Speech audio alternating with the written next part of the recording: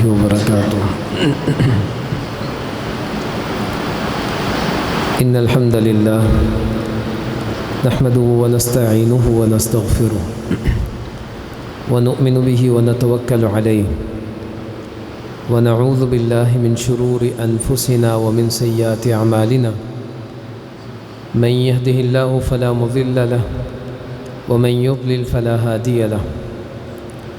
أشهد أن لا إله إلا الله وحده لا شريك له وأشهد أن محمدًا عبده ورسوله. أما بعد فإن خير الحديث كتاب الله وخير الهدي هدي محمد صلى الله عليه وسلم وشر الأمور محدثاتها وكل محدثة بدعة وكل بدعة ضلالة وكل ضلالة في النار.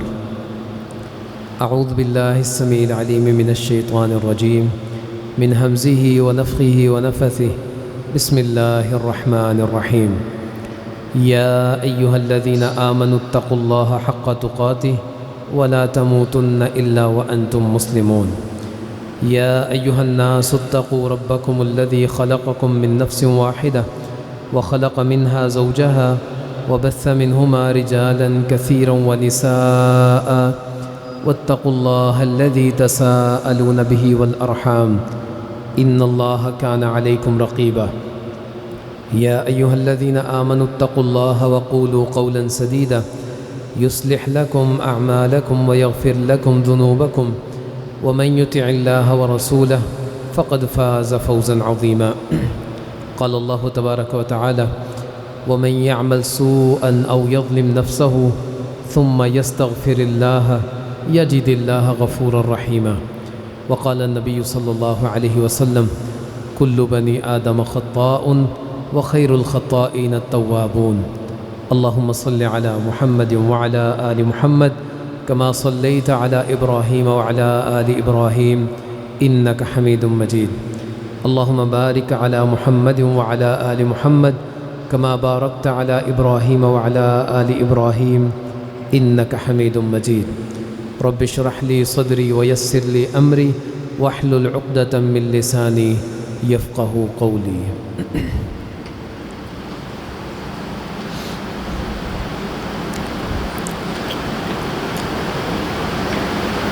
ہم لوگ زندگی میں جتنے بھی اعمال کرتے ہیں ان کا مقصد اللہ کو راضی کرنا اور محمد رسول اللہ صلی اللہ علیہ وسلم کی شفاعت کو حاصل کرنا. اگر ان اعمال کا یہ مقصد نہ ہو تو پھر اعمال کرنے کا مزہ ہی نہیں ہے اور پھر اللہ کے ہاں ایسے اعمال مقبول بھی نہیں ہیں. کچھ اعمال ایسے ہیں جن سے اللہ کی خوشنودی اور رضامندی حاصل ہوتی ہے، لیکن کچھ اعمال ایسے ہیں کہ جن سے اللہ کی خوشنودی، اس کی رضامندی حاصل ہونے کے ساتھ ساتھ انسان کے زندگی کے گناہ بھی معاف ہو جاتے ہیں. ایسے ہی چند اعمال کے حوالے سے ہم سابقہ 2 خطبات سے بات کر رہے ہیں. ایسے اعمال جو اللہ کو صرف راضی ہی نہ کر دیں بلکہ اللہ کو اتنا خوش کر دیں کہ اللہ ہمارے ان اعمال پر مسکرا دے. اس میں جو پہلا کام ہم نے پڑھا تھا وہ ہے اپنے عقیدے کو درست کرنا. ہر وہ بندہ جو زندگی میں اپنے عقیدے کی حفاظت کرتا ہے، ایک اللہ کی عبادت کرتا ہے، اس میں کسی کو شریک ہونے دیتا ہی نہیں، اپنے عقیدے کو درست رکھتا ہے، جب وہ اسی عقیدے کے ساتھ اللہ کے سامنے کھڑا ہوگا قیامت کے دن تو اللہ اس کو دیکھ کر مسکرا دیں گے. دوسری اور تیسری چیز جو ہم نے سابقہ خطبے میں جس کا ہم نے وضاحت اس کو سنا ہے، اس میں ایک چیز اللہ کی راہ میں صدقہ کرنا، جس میں محمد رسول اللہ صلی اللہ علیہ وسلم بیان کرتے ہیں کہ انسان جب بھی اپنے ہاتھ کو آگے بڑھاتا ہے صدقہ کرنے کے لیے، ابھی وہ صدقہ کرتا نہیں ہے، صرف ہاتھ کو بڑھایا ہے، تو اللہ اس سے راضی ہو جاتے ہیں اور اس کو دیکھ کر اللہ مسکرا دیتے ہیں. پھر تیسرے نمبر پر ہم نے سنا تھا کہ صدقے سے بھی آگے بڑھ کر انسان دوسروں کی ضرورت کو اپنی ضرورت پر ترجیح دے دے۔ ایک چیز کی انسان کو ضرورت ہے لیکن وہ دوسروں کی ضرورت کو پورا کر دیتا ہے اور اللہ سے خیر کی امید رکھتا ہے۔ آج ہم چوتھی چیز کے حوالے سے بات کریں گے اور وہ ہے توبہ کرنا، استغفار، اللہ سے گناہوں کی معافی مانگنا۔ اور یہ کام صرف اور صرف ایسا نہیں ہے کہ انسان کو جب محسوس ہو کہ اس نے گناہ کر دیا تو توبہ کرے، نہیں، بلکہ روزانہ کی بنیاد پر وہ اللہ سے توبہ کرے، استغفار کرے، استغفار کے کلمات کو یاد کرے، ان کلمات کو ادا کرے، اللہ سے دعائیں کرے جس میں وہ اللہ سے معافی مانگے۔ اور جب بھی انسان اللہ سے معافی مانگتا ہے، اللہ کو یہ عمل بڑا محبوب ہے، بڑا ہی پسندیدہ ہے، اللہ اس پر مسکرا دیتے ہیں۔ جیسے علی رضی اللہ تعالی عنہ کے لیے ایک دن سواری لائی گئی، وہ سواری پر سوار ہوتے ہیں اور سوار ہونے کے بعد کہتے ہیں ایک بار اللہ اکبر، پھر 3 بار کہتے ہیں الحمدللہ، اور پھر دعا پڑھتے ہیں سبحان الذی سخر لنا ھذا وما كنا له مقرنین وانا الی ربنا لمنقلبون، اور پھر اس کے بعد چند کلمات ادا کرتے ہیں، سبحانک لا الہ الا انت قد ظلمت نفسی فاغفر لی، اے اللہ تو پاک ہے، تیرے علاوہ کوئی معبود نہیں، قد ظلمت نفسی، یقیناً میں نے اپنی جان پر ظلم کیا، فاغفر لی، تو مجھے معاف کر دے۔ یہ کلمات ادا کرتے ہیں اور پھر مسکرا دیتے ہیں۔ ایک شخص نے پوچھا امیر المؤمنین، آپ نے جو کلمات ادا کیے، جو دعائیں پڑھی، اس کی تو سمجھ آئی، لیکن ان دعاؤں کے بعد مسکرا دینا یہ کیا ہے؟ فرمایا میں محمد رسول اللہ صلی اللہ علیہ وسلم کے ساتھ تھا، اللہ کے نبی سواری پر سوار ہوئے، آپ نے اللہ اکبر کہا، الحمدللہ پڑھا، پھر دعا پڑھی، پھر یہی کلمات کہے، سبحانک لا الہ الا انت قد ظلمت نفسی فاغفر لی، اور پھر اللہ کے نبی بھی مسکرا دیے تھے۔ اور پھر میں نے پوچھا اللہ کے نبی آپ کیوں مسکرا دیے؟ کہا جب انسان اپنے رب سے معافی مانگتا ہے جیسے میں نے مانگی، قد ظلمت نفسی فاغفر لی، اللہ میں نے اپنی جان پر ظلم کیا، اعتراف کیا اپنے گناہوں کا، تو مجھے معاف کر دے۔ کہا پھر اللہ بھی مسکرا دیتے ہیں، اور اللہ کے اس مسکرانے پر میں مسکرا دیا ہوں۔ اور علی رضی اللہ عنہ کہتے ہیں کہ محمد رسول اللہ صلی اللہ علیہ وسلم کے مسکرانے پر میں مسکرا دیا۔ ایک تو یہاں سے یہ سمجھ آتی ہے کہ اللہ سے معافی مانگے تو اللہ خوش بھی ہو جاتا ہے، مسکرا بھی دیتے ہیں اللہ تعالیٰ راضی بھی ہو جاتے ہیں۔ اور دوسری بات یہ سمجھ آتی ہے کہ جب بھی سواری پر سوار ہوں تو یہ سنت ہے محمد رسول اللہ صلی اللہ علیہ وسلم کی، اس سواری کا مقصد، اس پر سوار ہونے کا مقصد کوئی لمبا سفر ہو یا کوئی انتہائی مختصر ترین سفر ہو، جب بھی آپ سواری پر سوار ہوں تو محمد رسول اللہ صلی اللہ علیہ وسلم کے اس طریقے کو، سبحان اللہ، الحمدللہ، سبحان الذی سخر لنا ھذا وما كنا له مقرنین وانا الی ربنا لمنقلبون، سبحانک لا الہ الا انت قد ظلمت نفسی فاغفر لی، جب آپ یہ کلمات ادا کر دیں گے آپ کے ان کلمات پر اللہ تعالیٰ مسکرا دیں گے، اور آپ اللہ سے معافی بھی مانگیں گے، اللہ آپ کو معاف بھی کر دیں گے۔ اور اسی طرح کی ایک حدیث عبداللہ ابن عباس رضی اللہ تعالی نے بیان کی، کہتے ہیں میں محمد رسول اللہ صلی اللہ علیہ وسلم کے ساتھ ایک دن سواری پر بیٹھا، اللہ کے نبی آگے بیٹھے، میں آپ کے ساتھ پیچھے بیٹھ گیا، نبی مکرم صلی اللہ علیہ وسلم نے اسی طرح 3 بار اللہ اکبر کہا، 3 بار الحمدللہ، اور 3 بار سبحان اللہ، اور 1 بار اللہ کے نبی نے لا الہ الا اللہ کہا، پھر یہی دعائیں پڑھی، اور پھر اللہ کے نبی نے ٹیک لگا دی سواری کے ساتھ اور مسکرا دیے اور کہا کہ جو بھی ایسے کرتا ہے جیسے میں نے کیا، اللہ اس پر مسکرا دیتے ہیں اور اس کو معاف کر دیتے ہیں۔ تو اللہ سے توبہ کرنا، معافی مانگنا، یہ اللہ کو خوش کر دیتا ہے۔ اور جیسے ہم نے سابقہ اعمال کے حوالے سے جو پیچھے 3 اعمال کے حوالے سے بات کی، اس میں صرف یہ ہے کہ اللہ تعالیٰ خوش ہو جاتے ہیں، وہ مسکرا دیتے ہیں، لیکن اس میں نبی مکرم صلی اللہ علیہ وسلم نے اللہ کے مسکرانے کے حوالے سے ایک مثال دے کر سمجھایا کہ اللہ اتنا خوش ہو جاتا ہے بلکہ اس سے بھی زیادہ خوش ہو جاتا ہے۔ اور وہ مثال کیا ہے؟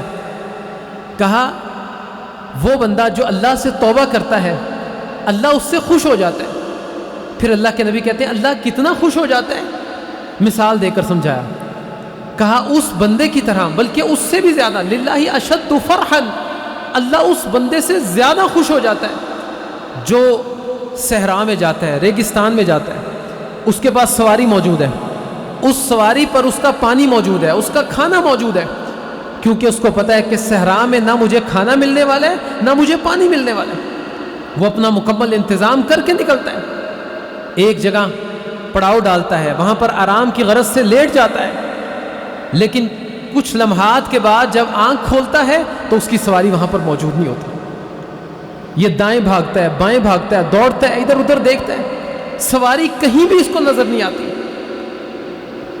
آخر کار یہ لیٹ جاتا ہے اسی جگہ پر آ کر اور اپنی موت کا انتظار کرتا ہے، سواری نہیں ہے، کھانا پینا بھی اسی کے اوپر ہے، اور دور دور تک کہیں کھانا پینا میسر بھی نہیں ہے، لہذا چلنے کا کوئی فائدہ نہیں، اپنے آپ کو تھکانا ہی ہے، یہ لیٹ جاتا ہے اور اپنی موت کا انتظار کرتا ہے۔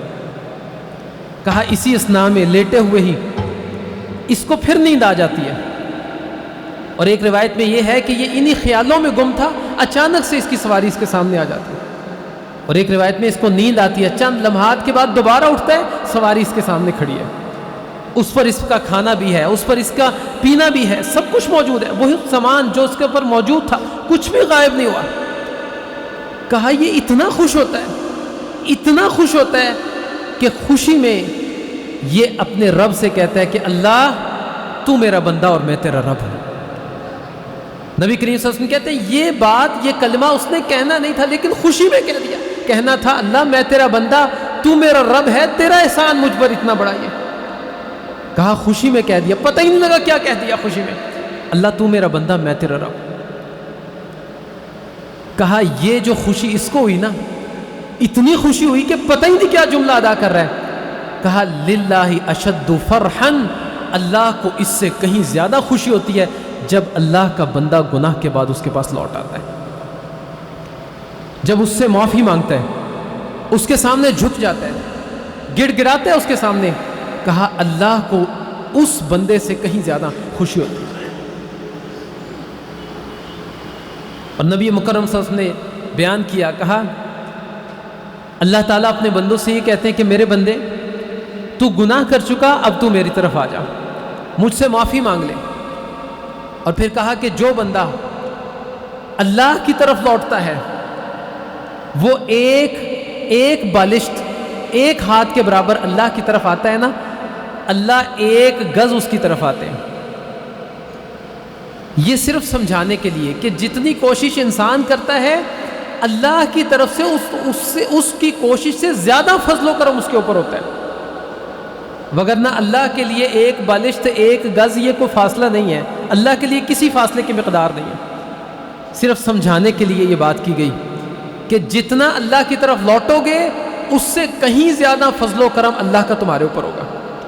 کہا ایک ہاتھ، ایک بالشت جو آتا ہے اللہ ایک گز آتا ہے، جو ایک گز آتا ہے اللہ 2 گز آتا ہے، کہا جو اس سے زیادہ آتا ہے اللہ دونوں ہاتھوں کو پھیلانے کے برابر آتا ہے، جو چل کر آتا ہے اللہ دوڑ کر آتا ہے اس کی طرف۔ اور پھر جو بندہ اللہ سے گناہوں کی معافی لینے کے لیے آئے اس حالت میں کہ زمین و آسمان کا خلا گناہوں سے پر ہے، زمین سے لے کر آسمان تک گناہ ہی گناہ ہے، کہا اللہ اپنے فضل و کرم کو اس کے گناہوں کی مقدار سے زیادہ لے کر اس کے پاس آئے گا۔ یہ اتنے گناہوں کے ساتھ اللہ کے پاس آیا۔ انسان کی خصلت تو یہ ہے نا کہ انسان کے سامنے کوئی بندہ ایک غلطی کر دے، 2 کر دے، 3 کر دے، وہ 2 بار معاف کرتا ہے، 4 بار، 10 بار معاف کرتا ہے، آخر وہ پھر معاف نہیں کرتا،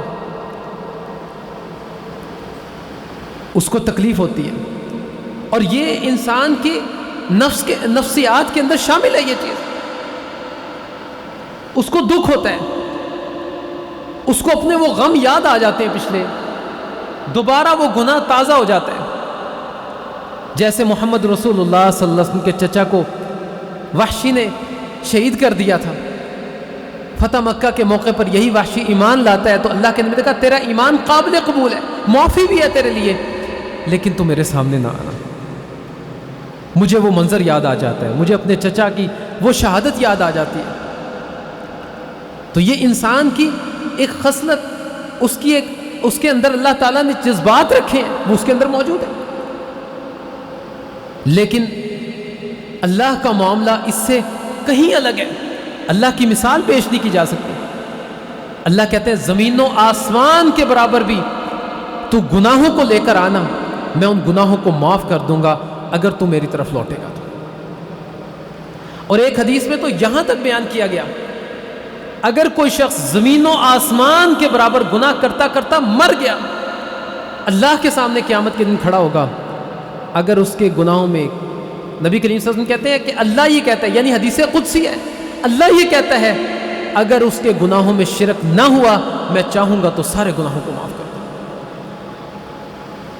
لیکن انتظار اس بات کا کہ کب انسان اپنے رب کے سامنے آئے. ہم جب بھی اپنے رب کے سامنے ہاتھ اٹھائیں گے توبہ کے لیے، اللہ سے یہ کہیں گے اللہ میں نے یہ گناہ کیا، میں اعتراف کرتا ہوں اپنی جان پر ظلم کیا تو مجھے معاف کر دے.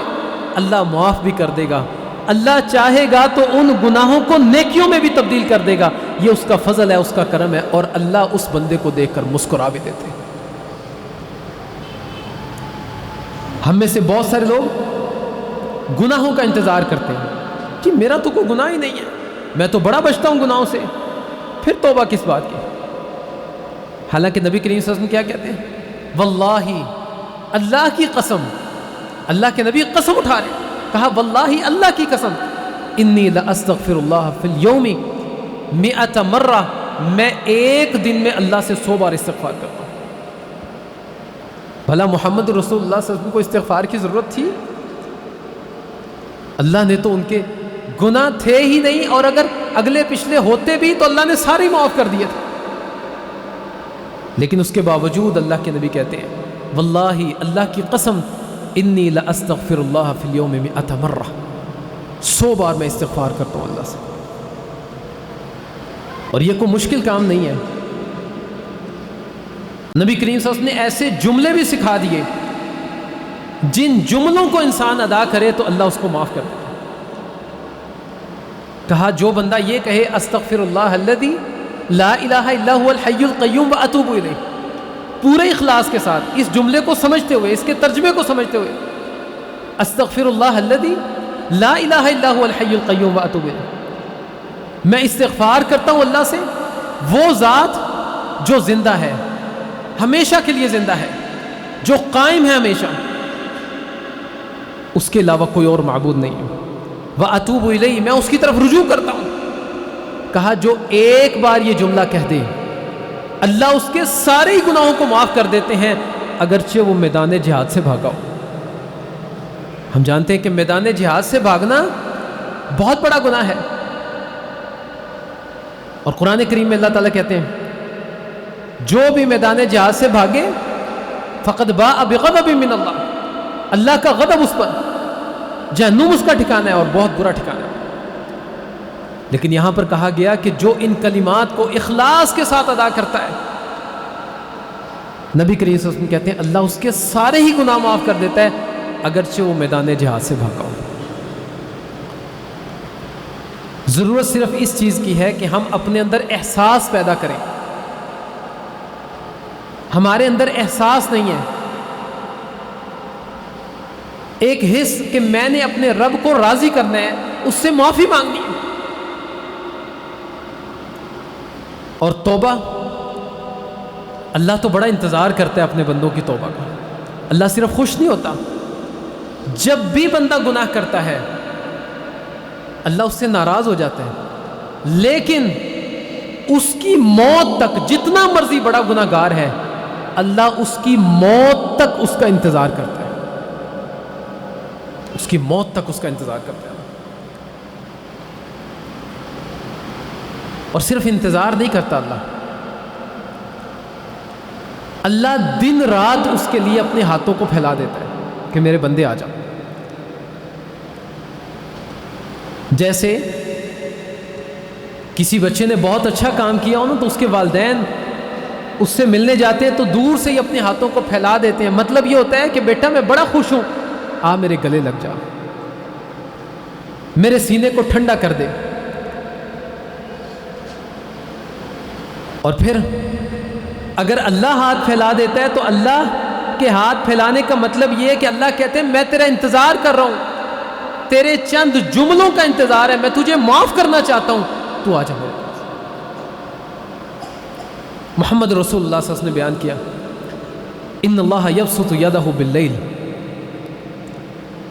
اللہ رات کو اپنے ہاتھوں کو پھیلا دیتے ہیں، لیتوب مسیء النہار، تاکہ دن میں گناہ کرنے والا توبہ کر لے۔ پھر اللہ دن میں بھی اپنے ہاتھوں کو پھیلا دیتے ہیں لیتوب مسیء اللیل، تاکہ رات کو گناہ کرنے والا وہ آ کر توبہ کر لے۔ اللہ اتنی محبت کرنے والا اپنے بندوں سے، اتنا کرم اور فضل والا معاملہ کرنے والا اپنے بندوں سے، لیکن ہم لوگ اتنے غافل۔ وہ رب راتوں کو ہاتھ پھیلائے ہمارے لیے، دنوں میں ہاتھ پھیلائے اللہ ہمارے لیے، تہجد کے وقت آ کر اللہ ندا لگائے گناہ گاروں آ جاؤ، میں پہلے آسمان پر آ چکا تاکہ میں تمہیں معاف کر دوں۔ لیکن ہم غافل، سوئے ہوئے۔ یا تو پھر اللہ سے زیادہ مہربان کوئی اور ذات ڈھونڈ لینا، یا پھر اللہ کو اپنا مہربان مان لے۔ اور پھر قرآن کریم کو ذرا پڑھ کر دیکھیں، اللہ نے جہاں بھی اپنے بندوں کو بلایا ہے نا کہ اللہ ان کو معاف کر دے، اللہ نے بڑے پیار سے بلایا اپنے بندوں کو۔ کہیں بھی یہ نہیں کہا او گناہ گارو، او فاسقو، او فاجرو، او زانیوں، او شرابیوں، کہیں نہیں کہا اللہ تعالیٰ، بلکہ اللہ نے اتنے پیار سے، اتنے احترام سے بلایا۔ قل، اے نبی ان سے کہہ دیجئے، یا عبادی الذین اسرفوا علی انفسہم، او میرے بندو، اللہ کہتا ہے بندے کون سے ہیں؟ اسرفوا علی انفسہم، جو اپنی جانوں پر ظلم کر چکے ہیں۔ لیکن اللہ کیا کہہ رہے ہیں؟ یا عبادی، او میرے بندو، یا ایھا الانسان، اے انسان۔ کون سا انسان؟ جو گناہوں کی دلدل میں پھنس چکا ہے، جس نے رب کو کبھی یاد کیا ہی نہیں۔ اللہ کیا کہتے ہیں؟ یا ایھا الانسان، اے انسان، ما غرک بربک الکریم، تیرا رب جو بڑا ہی عزت کرنے والا، تجھے بڑی ہی عمدہ ٹھکانہ دینے والا، بڑی عمدہ روزی دینے والا، تجھ پر بڑا کرم والا معاملہ کرنے والا، ما غرکا، کس نے تجھے دھوکے میں ڈال دیا اس رب سے؟ بھلا اس سے زیادہ بھی کوئی مہربان ہوگا تیرے لیے؟ کوئی مہربان نہیں ہوگا۔ ما غرک بربک الکریم، کس نے دھوکے میں ڈال دیا؟ الذی خلقک فسواک فعدلک، اسی نے تو تجھے پیدا کیا، اسی نے تو تیرے اعضاء کو ٹھیک کیا۔ فی ای صورت ما شاء رکبک، جس صورت میں اس نے چاہا اسی نے تو تجھے بنایا۔ وہی تو تجھے روزیاں دیتا ہے، وہی تو تیرے ایک ایک سانس کا مالک وہ ہے۔ جس جگہ پر بیٹھ کر تو گناہ کرتا ہے، جس کمرے کو بند کر کے تو گناہ کرتا ہے، اسی کمرے کے دروازے کے نیچے تھے وہ تیرے لیے ہوا کا انتظام کرتا ہے تاکہ تو سانس لے سکے۔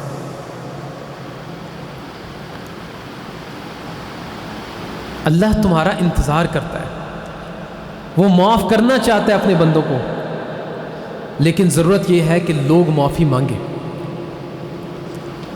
اور اس سے بھی بڑھ کر ایک اور چیز،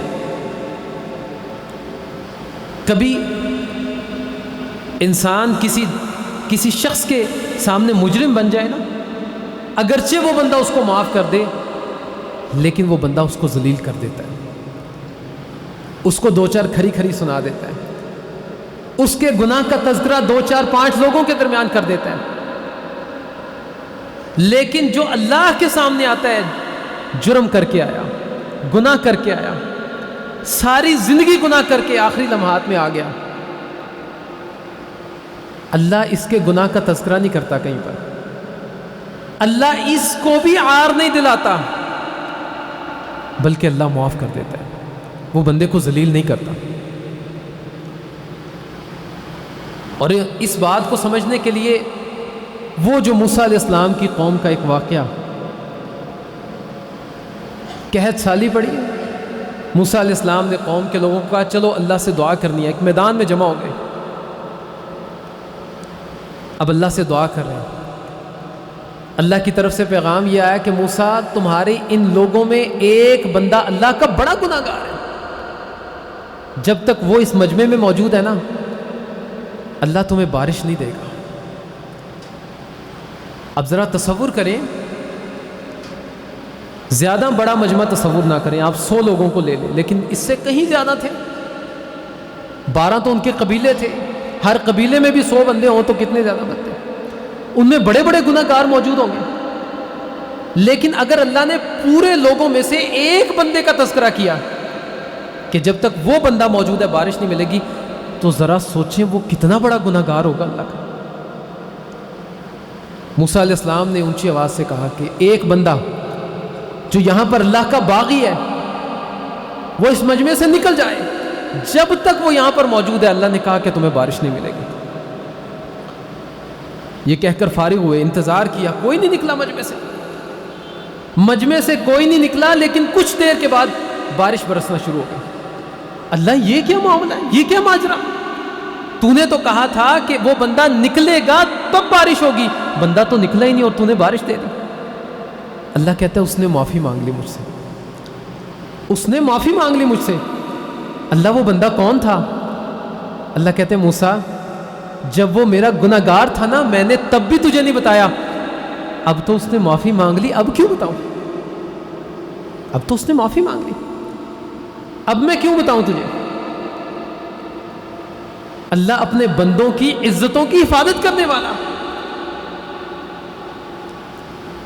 اور جو معافی مانگے اللہ اس کو اس کی معافی سے کہیں زیادہ عطا کرتا ہے۔ نبی مکرم صلی اللہ علیہ وسلم کے پاس ایک خاتون آئی، اللہ کے نبی میں نے زنا کر لیا، مجھ پر حد لگا دیں۔ نبی مکرم صلی اللہ علیہ وسلم نے اس پر حد لگا دی، اس کو سنسار کر دیا گیا، شادی شدہ تھی۔ محمد رسول اللہ صلی اللہ علیہ وسلم اس کے جنازے کے لیے آگے بڑھے، عمر رضی اللہ عنہ نے کہا اللہ کے نبی یہ ایک زانیہ عورت ہے، آپ اس کا جنازہ پڑھائیں گے؟ نبی کریم صلی اللہ علیہ وسلم نے کہا کہ عمر اس نے جو توبہ کی ہے نا مدینہ کے 70 لوگوں پر بھی تقسیم کر دی جائے تب بھی وہ زیادہ ہے۔ اس نے تو اپنی ہی توبہ کی ہوگی نا، اپنے ہی گناہوں کی معافی مانگی، لیکن اللہ نے اس کو اتنا معاف کیا، اتنا فضل کیا کہ اگر اس کی توبہ کو وہ جو اللہ کا فضل و کرم اس پر ہوا ہے، کہا اگر اس کو 70 لوگوں پر مدینہ کے جو نبی کریم صلی اللہ علیہ وسلم کے صحابہ ہیں، جو کائنات میں اللہ کے نبی کے بعد برگزیدہ لوگ ہیں، کہا ان میں بھی تقسیم کر دیا جائے نا تب بھی زیادہ ہے۔ یہ اللہ کا فضل، اس کا کرم۔ اور ایک دوسری روایت میں ایک غامدیہ عورت کا ذکر ہے کہ اس نے بھی گناہ کیا، نبی کریم صلی اللہ علیہ وسلم نے اس کو بھی سنسار کیا۔ ایک شخص نے اس کو پتھر مارا تو کچھ خون کے چھینٹے خالد ابن ولید رضی اللہ عنہ کے چہرے پر پڑے، کہنے لگے اس بری عورت کے خون کے چھینٹے مجھ پر پڑ گئے۔ نبی کریم صلی اللہ علیہ وسلم نے کہا کہ خالد ایسا نہیں، اس نے جو توبہ کی ہے نا وہ اتنی شاندار ہے کہ اگر کوئی ناجائز ٹیکس وصول کرنے والا بھی اللہ سے توبہ کرے نا اللہ اس کو بھی معاف کرے، لیکن اس سے زیادہ اللہ نے اس کو معاف کیا۔ اللہ نے اس گناہ کا ذکر کیا کثرت میں، مطلب یہ گناہ بھی بہت بڑا ہے، کہا اللہ نے اس سے زیادہ اس کو معاف کیا۔ اور پھر اگر کہیں ایسا ہو کہ بندہ مشہور ہو گیا گناہوں میں، اب اللہ اس کو معاف کر دے، لوگوں کو تو نہیں پتا، لوگ تو اس کو گناہ گار ہی تصور کریں گے نا۔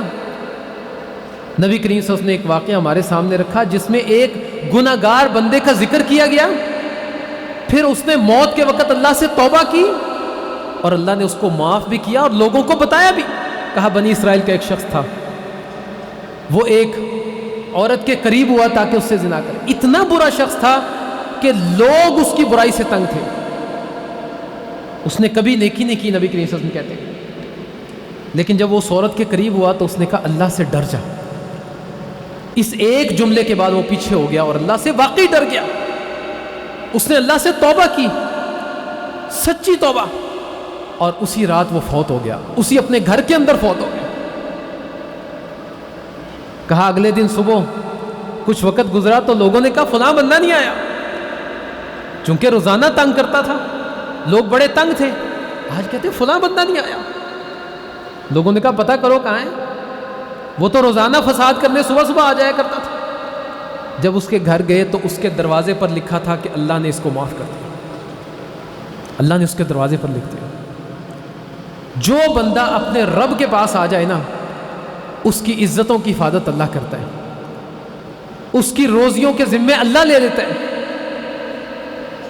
اس کے لیے گناہوں کے دروازے اللہ بند کر دیتا ہے، نیکیوں کے راستے ہموار کر دیتا ہے.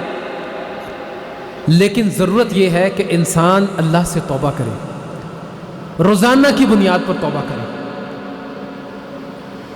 نبی کریم صلی اللہ علیہ وسلم اگر 100 بار روزانہ استغفار کرتے تھے نا، ہمیں اس سے زیادہ کرنی چاہیے، اس سے زیادہ معافی مانگنی چاہیے. اور یہ استغفار تسبیحات کی صورت میں بھی ہم کر سکتے ہیں. اور وہ جملہ جس کا ہم نے ذکر کیا، استغفر اللہ الذی لا الہ الا هو الحی القیوم واتوب الیہ، کہا یہ جو جملہ جو بندہ یہ ادا کر دے، میدان جہاد سے بھی بھاگے اللہ اس کو معاف کر دے. یاد کریں اس جملے کو، پڑھا کریں اس کو، روٹین بنا لیں. ہر نماز کے بعد 10 بار پڑھیں، 20 بار پڑھیں تو روزانہ 100 بار ہو جائے گا. اللہ سے معافی مانگا کریں، استغفار. اور خصوصاً کبھی کبھار اچھا وضو کر کے خالصتاً اسی نیت سے 2 رکعت پڑھیں کہ اس کے بعد میں نے اللہ سے معافی مانگی. اللہ خوش ہو جاتا ہے، اللہ مسکرا دیتا ہے ایسے بندے پر جو اللہ سے توبہ کرتا ہے. اللہ اس کے اخلاص کو دیکھ کر اس کے پچھلے سارے گناہوں کو صرف معاف ہی نہیں کرتا، اللہ اس کو نیکیوں سے تبدیل کر دیتا ہے. ذرا سوچیں، ایک بندہ 20 سال 40 سال گناہ کرتا رہا، پھر وہ اللہ سے توبہ کرتا ہے جس میں 10 منٹ لگے صرف، لیکن اس 10 منٹ کی محنت سے وہ جو 40 سال کے گناہ ہیں اللہ نے لکھ دیا کہ 40 سال کی نیکی ہیں. کتنا بڑا فضل ہے اللہ. تو اس لیے اللہ ہمارا انتظار کرتا ہے. اللہ تعالی ہمارے ساتھ بڑا فضل و کرم والا معاملہ کرنا چاہتا ہے. اور چوتھا عمل جس پر اللہ مسکرا دیتے ہیں اس کا آج ہم نے تذکرہ کیا کہ جو اپنے رب سے توبہ کرتا ہے، اللہ سے جو توبہ کرتا ہے نا، معافی مانگتا ہے، اللہ اس کو دیکھ کر مسکرا دیتے ہیں، اتنے خوش ہوتے ہیں اللہ تعالیٰ.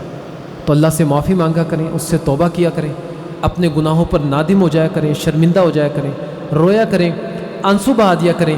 اور نبی کریم صلی اللہ علیہ وسلم نے کہا کہ انسان کی آنکھ سے نکلا ہوا ایک قطرہ اس آگ کو، اس جہنم کی آگ کو جس کو کائنات کا پانی نہیں بجھا سکتا، انسان کی آنکھ سے نکلا ہوا ایک قطرہ اس کو بجھا دیتا ہے. تو اس لیے اللہ کے سامنے کبھی کبھی آنسو بھی بہایا کریں. اللہ تعالیٰ سے دعا ہے اللہ تعالیٰ عمل کرنے کی توفیق عطا فرمائے. اقول قولی ھذا واستغفر اللہ لی ولکم.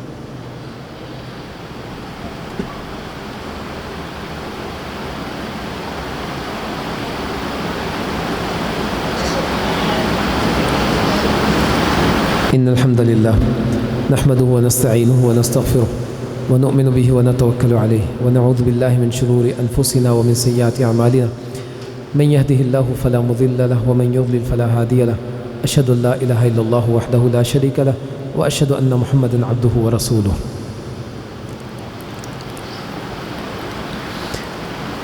توبہ کرنے کے ساتھ ساتھ اللہ سے اچھی امید رکھنا کہ اللہ ہمیں معاف بھی کر دے گا، یہ بہت ضروری ہے. کچھ لوگوں کو آپ نے سنا ہوگا کہتے ہیں جی ہماری تو اللہ سنتا ہی نہیں ہے. نبی کریم صلی اللہ علیہ وسلم نے کہا کہ انا عند بی ظن عبدی، اللہ کہتا ہے کہ میں اپنے بندے کے گمان کے مطابق اس کے ساتھ معاملہ کرتا ہوں. ایک بندہ اللہ کے سامنے ہاتھ اٹھائے ہوئے ہے لیکن اس کے ذہن میں یہ ہے کہ اللہ تو میری سنتا ہی نہیں ہے. اللہ کہتا ہے پھر میں تیری سنتا ہی نہیں ہوں. لیکن جب انسان اللہ سے اچھی امید رکھتا ہے کہ اللہ مجھے معاف کر دے گا، میں ہاتھ اٹھاؤں گا نا اللہ مجھے معاف کر دے گا، تو اللہ ایسے بندے کو معاف بھی کر دیتے ہیں. اور اس سے بھی بڑھ کر نبی کریم صلی اللہ علیہ وسلم نے کہا ان ربکم حیی کریم، تمہارا رب بڑی حیا کرنے والا اور بڑا عزت والا ہے. یستحیی من عبدہ اذا رفع یدیہ، جب بھی بندہ اپنے رب کے سامنے ہاتھ اٹھاتا ہے نا اللہ کو حیا آتی ہے کہ اللہ اس کو خالی لوٹا دے. اللہ کو حیا آتی ہے کہ وہ اس کو خالی لوٹا دے. یہاں انبیاء کا ذکر نہیں کیا گیا، صالحین کا ذکر نہیں کیا گیا، پیروں فقیروں کا ذکر نہیں کیا گیا، یہاں ایک عام بندے کا ذکر کیا گیا۔ یستحی من عبدہ، اللہ اپنے بندے سے حیا کرتا ہے۔ کوئی بھی ہاتھ اٹھائے وہ پورے یقین کے ساتھ دعا کرے اور اللہ سے اچھی امید رکھ کر دعا کرے۔ کہا پھر اللہ کو شرم آتی ہے کہ اللہ اس کو واپس لوٹا دے، اللہ واپس نہیں لوٹائے گا اس کو، اللہ اس کی جھولیاں بھر کے اس کو واپس لوٹائے گا۔ تو جب بھی اللہ کے سامنے ہاتھ اٹھائے نا تو آپ سمجھیں کہ کوئی نہیں ہے دنیا میں، میں ہوں اور میرا رب ہے، بس کوئی اور ہے ہی نہیں۔ میری پریشانی میرے غم کو سننے والا کوئی ہے ہی نہیں، میں ہوں اور میرا رب ہے بس۔ اور کبھی آپ صحابہ کرام کی زندگیوں کو پڑھ کر دیکھیں نا، ان کی نمازوں کو، ان کی دعاؤں کو دیکھیں تو انداز ایسا کہ جیسے اللہ تعالیٰ سامنے ہے اور وہ اللہ سے گفتگو کر رہے ہیں۔ اللہ میں تیرا بندہ ہی تو ہوں، تو معاف نہیں کرے گا تو کہاں جائیں گے؟ اور یہی چیز نبی کریم صلی اللہ علیہ وسلم نے اپنی حدیث میں بیان کی، کہا جب بھی تم اپنے رب سے مانگو تو شک کے ساتھ نہیں، پورے عزم کے ساتھ اللہ سے کہو اللہ مجھے یہ چیز چاہیے، میں تجھ سے لینے آیا ہوں، تیرے علاوہ کوئی نہیں دے سکتا۔ اور اللہ کے نبی نے منع کیا، جملہ حدیث کے اندر موجود ہے، کہا اللہ سے یہ نہ کہو اللہ اگر تو چاہے تو یہ کام کر دے، چاہے تو نہ کرے، کہا ایسا نہ کہو، بلکہ اللہ سے کہو کہ اللہ یہ کام کر، میں تیرے سامنے آیا ہوں، تیرا بندہ ہوں، سب کو چھوڑ کر تیرے سامنے ہوں، تو مجھے معاف کر دے۔ تو اس لیے دعاؤں میں پختہ عزم، پورا یقین اور اللہ کے ساتھ بے تکلفی اختیار کر لیں، گفتگو کیا کریں اللہ تعالیٰ کے ساتھ، اس کی لذت کو محسوس کریں، پھر اللہ آپ کے سارے ہی کاموں کو سنوار دیں گے۔ اور جب بھی ہاتھ اٹھائیں نا تو اس حدیث کو اپنے ذہن میں رکھیں کہ اللہ بڑی حیا کرنے والا ہے۔ اللہ خود کہتا ہے کہ میرے بندے ہاتھ اٹھا لیے، اب خالی لوٹاؤں گا تو مجھے شرم آتی ہے، مجھے حیا آتی ہے، خالی نہیں لوٹاؤں گا تجھے۔ تو اس بات کو، اس حدیث کو اپنے ذہن میں رکھیں، اللہ سے دعا کیا کریں اور اللہ تعالیٰ سے زیادہ معافی مانگا کریں۔